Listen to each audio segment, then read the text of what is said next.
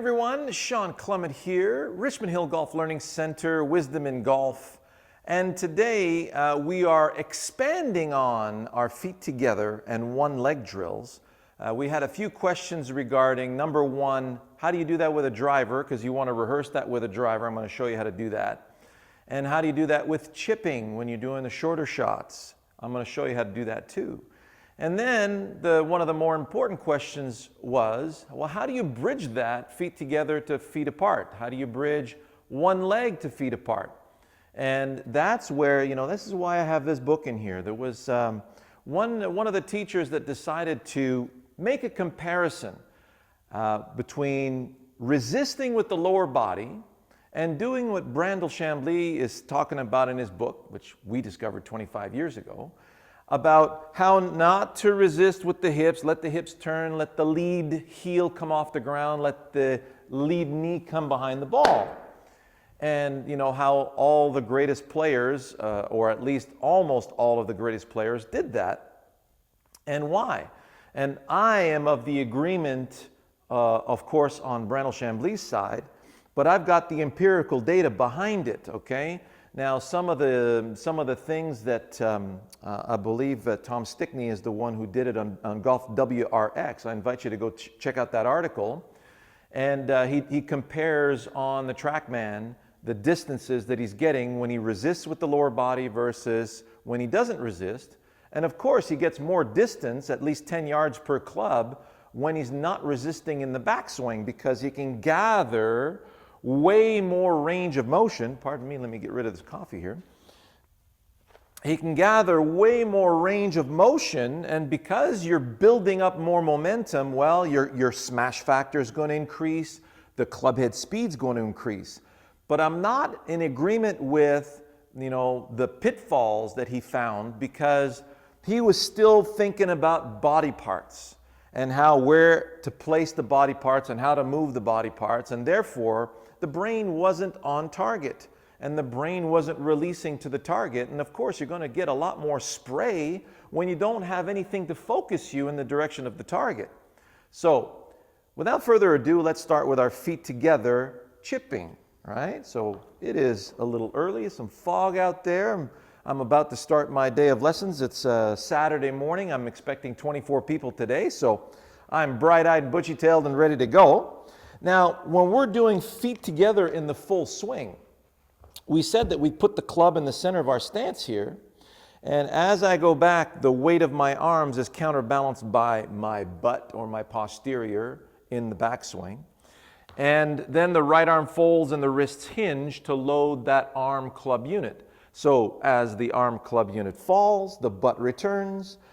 Notice what happens now? The hands are forced to lead.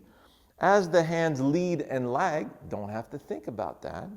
The butt is returning, pulling all this through. Notice now what impact.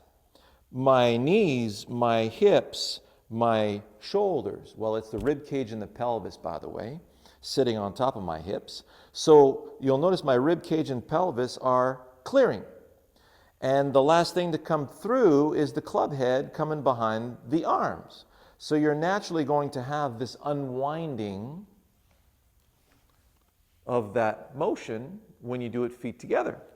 So if I was to chip, however, notice there's no folding and hinging of the arms in the chip shot, not in our book anyways, and if you did it with another method, there wouldn't be as much. So you'll need to play the ball further back in the stance. Listen to the logic. And a lot of you are not paying attention to the low point in your swing when you're chipping, because you have a preconceived notion of where the ball needs to be. You put it there and you keep hitting the ground before the ball and you're wondering why. So the only way to lead in golf, in tennis, in hockey, in basically every sport there is, apart from pushing a broom, the pulling broom is handle first. So if I'm going fishing, the handle leaves the fishing pole leaves the tip of the fishing pole, and then the lure comes after that. There's your trebuchet or your catapult effect. Same thing with tennis, and same thing with golf. So the handle has to be first. Well, how does the handle come first in chipping when there's no loading of the arm unit? It has to start there. Well, how does it start there with the arms hanging from the shoulders? Well, I bring my arms down, bring them together to take my grip. My hands are going to naturally hang under the sternal notch. The center point of my arm swing is where the clavicles join the rib cage. So I put my hands there. Now, in order for the handle to be first, I'm going to have the ball back.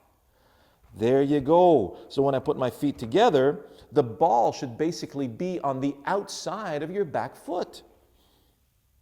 See where it bottoms out? So my center point, if I let my weight shift, no good. When my feet are together, it forces my center of gravity to stay in place. And now, look at that. Low point is there. So I want the ball to be struck first, don't I? Notice where I'm facing? I'm facing here, well in front of the ball. My rib cage and pelvis are already in the process of clearing. My hands are already forward, so I'm simulating impact position. So now all I got to do is let momentum cut the old dandelion stem. So I see that's a dandelion in disguise. I bring the club back. There we go. Now my hands are hanging naturally in front of the ball. My body is facing. I'm not facing the ball. Stop focusing on the ball and be focused on how you're going to cut grass with the weight of your arms and club. So the arms and club have a certain mass. It's like a little dandelion guillotine, right? We're just cutting through the stem of that dandelion using the weight of the arms and club. There. See where it wants to bottom out? Bring the machine. There we go. I feel the weight of my arm club unit. I let the weight of the arm club unit cut the stem. So what that'll look like towards you. So if I'm chipping, I'm going to chip it right between the legs of the tripod there, and that should, you're going to hear a sound of the locker behind you. Should be fun. So everything hangs here. Bring the club back. Feel the weight of the arm club unit. I'm going to chip it right on that rubber tee. How about that? So I'm not trying to place my arms and club. I'm simply allowing the arm club unit to fall in your direction. Well, if I take the club back this way and I let it fall, I'm going to drop kick it that way. No good. If I take it too far outside, now it's going to tend to fall inside. Well, which direction do I need to go into my backswing so that everything goes towards you? There it is. Missed the rubber tee by that. So you can see now how easy that is. If I did it in the opposite direction, I'm going to land it on that mat and bounce it on the other one. I'm going to use this as my intermediate point, little hole in the mat there. Let everything hang center. Bring the club head back. There we go. Let momentum cut the stem that way. How about that? So, a little less momentum.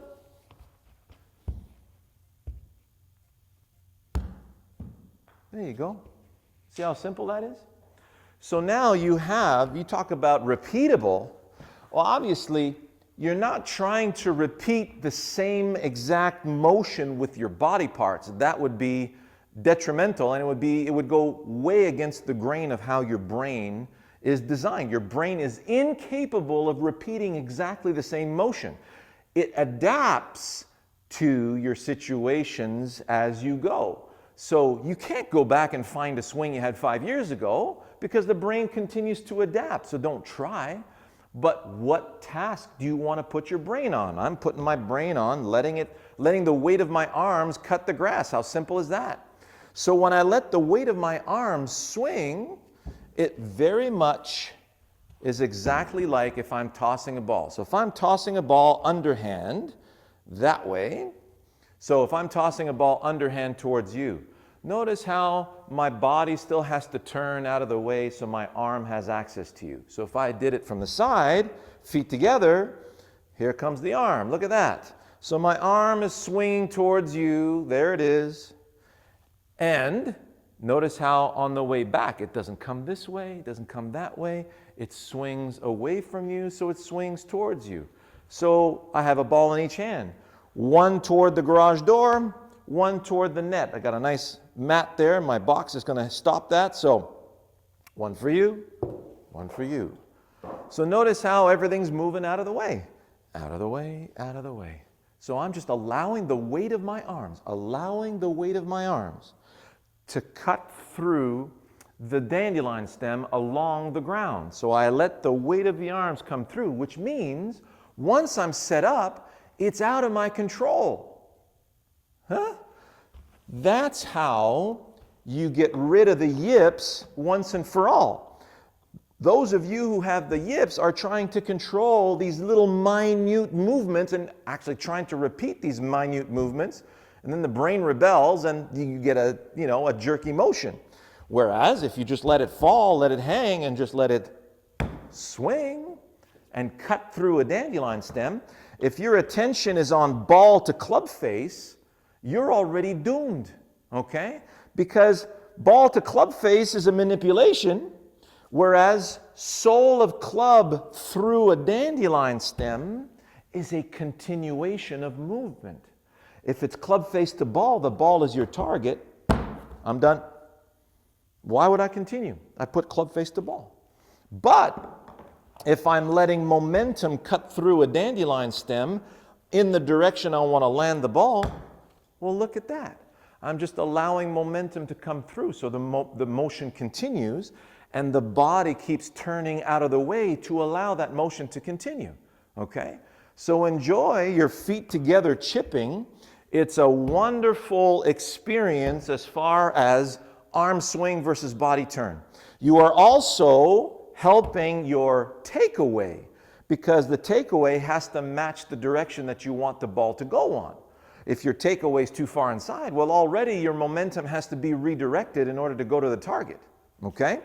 So notice now, and this is where it's going to lead into, the takeaway and starting the swing. I know many of you have questions on that. Well, if I'm simply using the weight of my arm club unit, so I'm feeling the weight hanging from the shoulders, and I want the weight of my arm club unit to cut the stem, notice I never have to think about how to start my swing.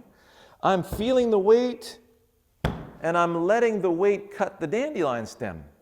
So right away, this puppy, by the way, does 12 million things per second. Just plug in the right command, using weight to deliver a nice cut through a dandelion stem, and the rest will tend to take care of itself. So enjoy that.